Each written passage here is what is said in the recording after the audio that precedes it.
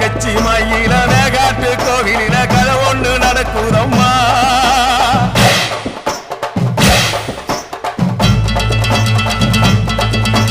காட்டுப்புலி ஒண்ணு காயம் பட்டு போச்சே காரணம் யார் சொல்லம்மா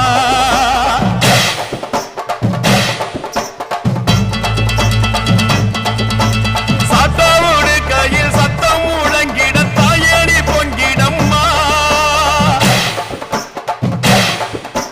சாத்தாவோடு கையில் சத்தம் முழங்கிட தாயணி பொங்கிடம்மா சூளக்காளியே